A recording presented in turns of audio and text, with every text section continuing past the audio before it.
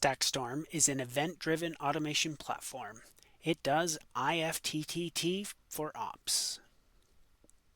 If this, then that. If this trigger, then that action.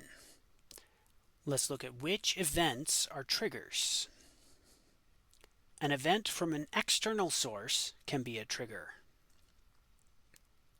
External event triggers come from sensors and webhooks. Sensors are Python scripts that inject triggers into StackStorm.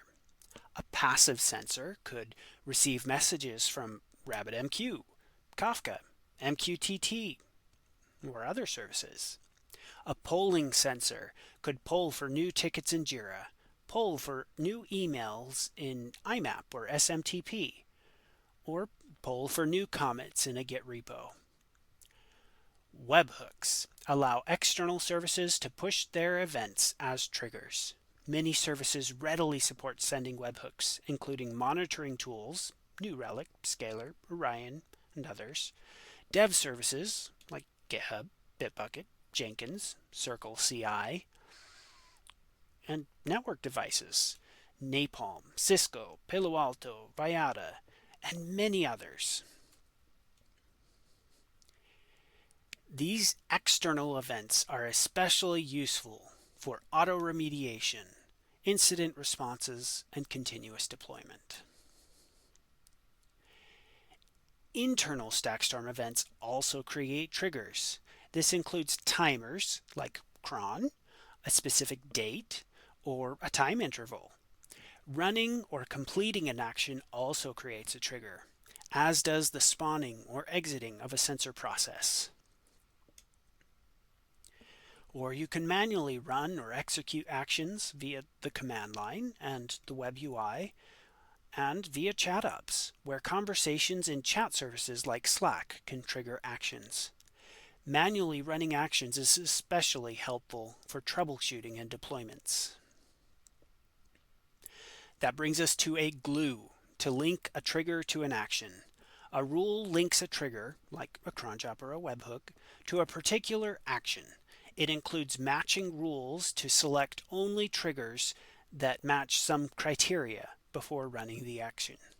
Conceptually, there are also chat ops rules that link chat messages to a particular action. These chat ops rules are officially named action aliases. Use help to get a list of all the action aliases you can use in chat ops.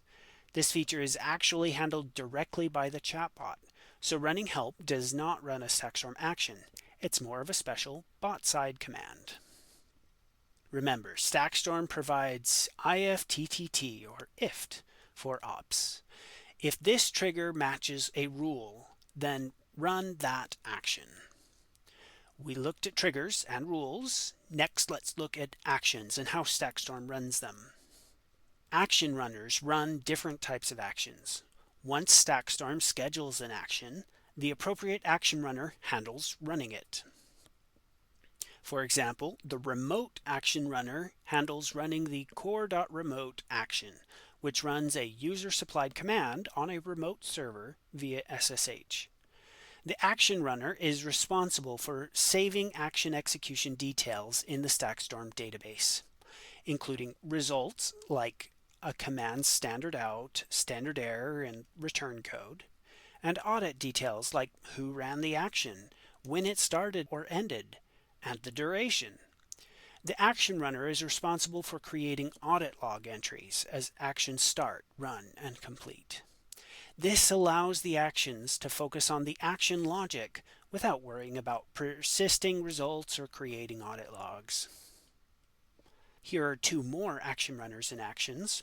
A local action runner handles running the core.local action. Core.local is like core.remote, but the command runs locally on the action runner host instead of running remotely via SSH. chatops.postMessage is basically the only action that the announcement action runner runs. When using ChatOps, this action runs every time StackStorm needs to send a message to the SD2 ChatOps bot, which handles communication with the chat service. Another action runner, Orquesta, runs workflow actions. Orquesta is Spanish for orchestra.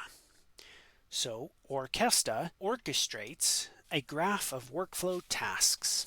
Orquesta support ranges from simple sequential workflows to complex workflows with forks, joins, and sophisticated data queries and transformation. When a workflow runs, Orquesta handles starting other actions or workflow tasks based on conditions like success and failure. Orquesta walks the graph of workflow tasks to start each task's action in parallel or serially, depending on the workflow definition. These workflow tasks or actions can include core.remote, core.local, chatops.postMessage, and other types of actions. The other action runners are NoOp, Python, HTTP, WinRM, Inquirer, and ActionChain. The NoOp action runner runs the core.noop action, which is especially useful in Orquesta workflows for intermediate steps that conditionally manipulate data, start multiple branches of tasks in parallel, or join several parallel task branches. The Python runner is very common. Many of the actions available for StackStorm are written in Python. StackStorm provides several convenience methods that make writing an action in Python simpler than a script that runs with the remote or local action runners. For example, many actions wrap a client library for a particular service or tool. The HTTP runner runs the core.http and other actions to allow you to make an HTTP request, like get, post, put, on some arbitrary HTTP endpoint. This is particularly helpful when you need to call an API that has not been implemented as a Python action. The WinRM runner is analogous to the remote runner, but it connects to Windows hosts with WinRM instead of via SSH. The WinRM runner can run PowerShell scripts, batch scripts, and Windows command prompt commands. The Inquirer action runner handles inquiries. An inquiry created with the core.ask action allows a workflow to pause while waiting for user input. The ActionChain action runner, like Orquesta, starts a series of other actions, or a workflow. Unlike Orquesta, an action chain is a simple chain of actions, so it cannot run actions in parallel. Generally, you should use Orquesta workflows instead of action chains. All actions are part of a StackStorm pack. Each pack has to be installed before using the pack's actions or other content. Pack content includes actions, rules, action aliases, sensors, etc. All actions are prefixed with the pack name. Of the 6 actions mentioned so far, 5 of them are in the core pack: core.local, core.remote, core.noop, core.http, and core.ask. So the chatops.postMessage action is in the chatops pack. Many other packs are available on the StackStorm Exchange at exchange.stackstorm.org. You can also extend the Exchange packs with new actions. Pull requests are welcome.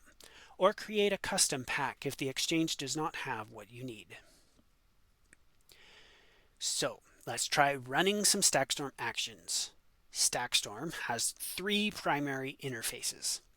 ST2 is a command line interface that interacts with StackStorm via its API. StackStorm also has a web UI that provides a graphical interface to the StackStorm APIs. And ChatOps is a key StackStorm interface, allowing you to run actions in StackStorm via a chat service.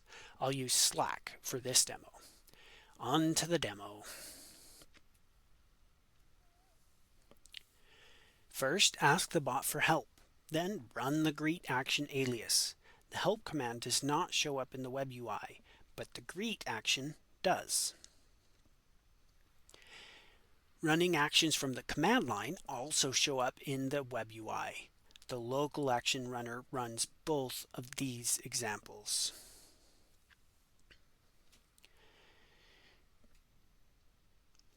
Now, we use the command line to start a workflow that installs the Git pack from the StackStorm Exchange. Note how you can expand the workflow in the UI to see which actions are running or have run.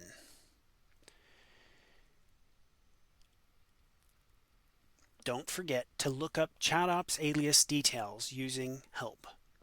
Look at how we can run st2 execution tail on the command line to get live output from the command started via ChatOps.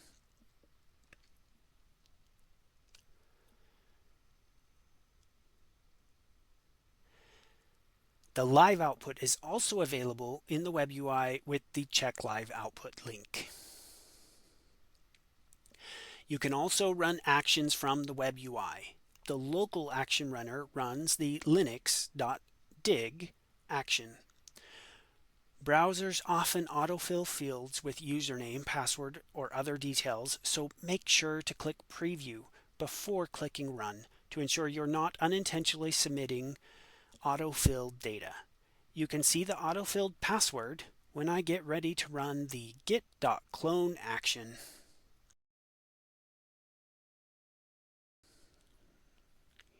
Here we are. Oh, got rid of the password. The Show Execution button jumps to the results. Let's wrap up this demo by running something with the remote action runner from the command line.